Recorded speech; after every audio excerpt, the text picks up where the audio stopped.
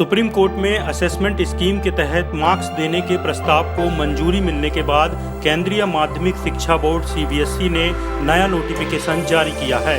शुक्रवार को सीबीएसई और आईसीएसई की शेष परीक्षाएं रद्द करने व उनकी मार्किंग स्कीम को लेकर चल रही सुनवाई में सुप्रीम कोर्ट ने सीबीएसई को नया नोटिफिकेशन जारी करने का आदेश दिया था।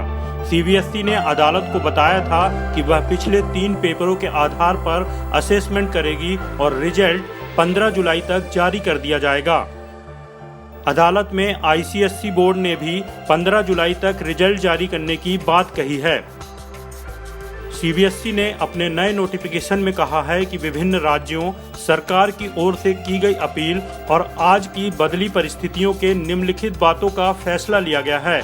आगे देखें सीबीएसई द्वारा 26 जून 2020 को जारी किए गए नोटिफिकेशन की प्रमुख बातें। पहला, 1 जुलाई से 15 जुलाई के बीच होने वाली सीबीएसई की 10वीं और 12वीं की परीक्षाएं रद्द हुई हैं।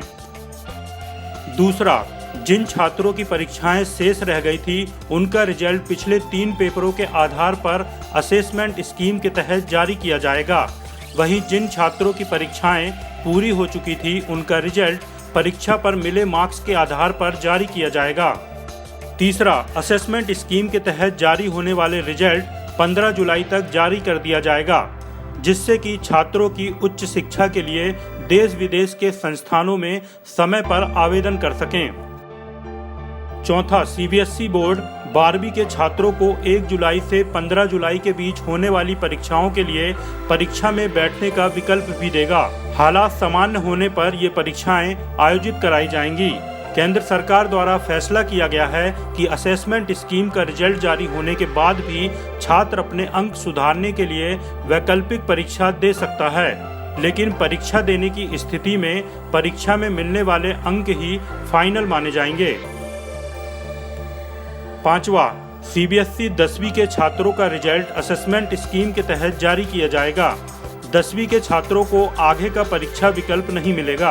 असेसमेंट स्कीम के तहत मिलने वाले अंक ही फाइनल माने जाएंगे। छठवा, वहीं 12वीं कक्षा का असेसमेंट स्कीम के तहत जारी किए जाने वाला रिजल्ट भी उन छात्रों के लिए फाइनल रिजल्ट माना जाएगा जो परीक्षा का विकल्प नहीं चुनते हैं, जबकि परीक्षा का विकल्प चुनने वाले छात्रों का फाइनल रिजल्ट परीक्षा में मिलने वाले अंक को माना जाएगा।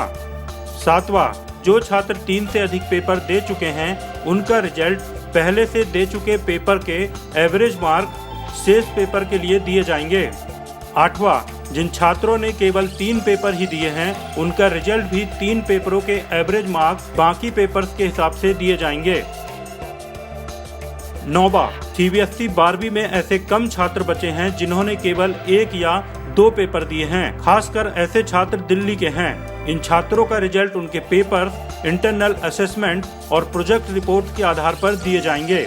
10वां, दिल्ली के इन कुछ छात्रों को भी असेसमेंट रिजल्ट के बाद परीक्षा में बैठने का विकल्प दिया जाएगा, बशर्ते उन्होंने परीक्षा का विकल्प रिजल्ट से पहले चुना हो।